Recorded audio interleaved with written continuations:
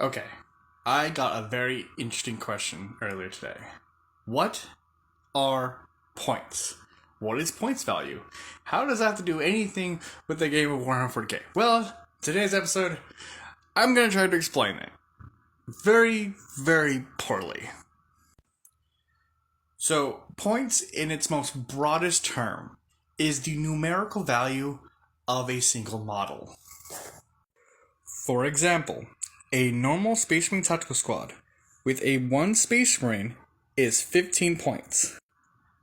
So, if we were playing this according to the 3rd edition rulebook, this model would represent 15 points worth of whatever army point total you're playing for your armies, or for your game. Depending on what edition you're playing, the point value for a single model can be different. For example, in 10th edition, the points value for a tactical squad per model is about 16 points, with about 10 models being 160 points for that unit. Also, unlike older editions of 40k, you can actually go online to the Warhammer community, and they actually have a list of all the points value that's been updated for 10th edition. It's called the Minotaurium Field Manual, version 1.6. But Jolv, this is only one Marine. This is true. It is only one Marine. A one Marine does not fortify an entire army. So you gotta bring up the stats. This is a 15-point model.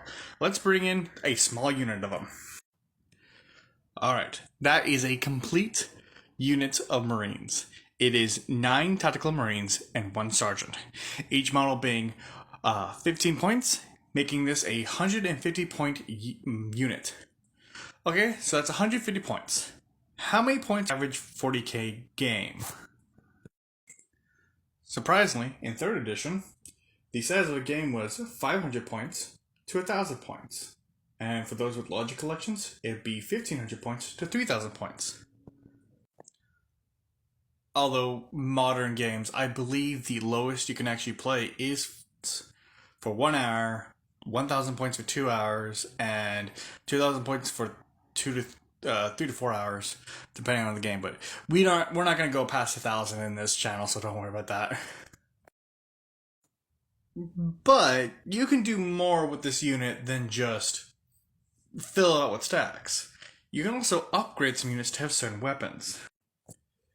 Let's say that our points value for the army that we want to play is 500 points. Well, with this unit of Marines, we only have 150. We still need another 350 to do with, so we're going to need more models.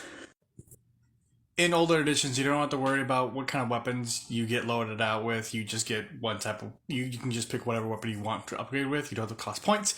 But in 3rd edition, you have to, so that's what we're using. So, let's say I want to have a few extra weapons.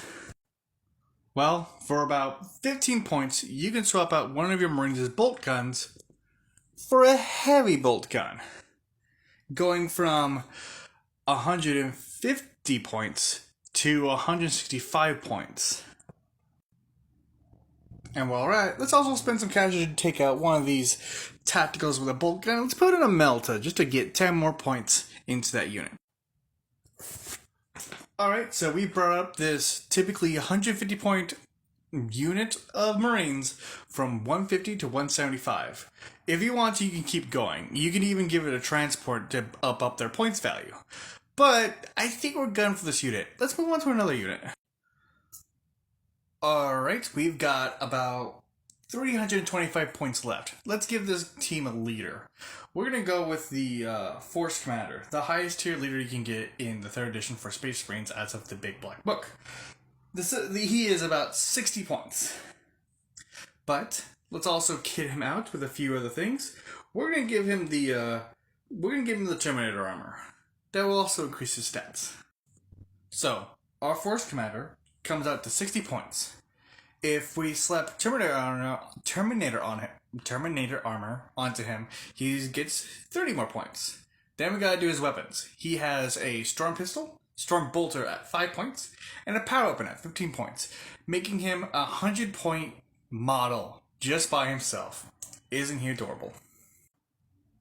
But there are some special rules. You can't just include a Force Commander into a yeah, you can't let him lead if he doesn't have Terminators to lead. So let's give him some Terminators. Very nice. Five Terminators in one squad. Each Terminator is 42 points, so that comes out to be 205 points per this unit.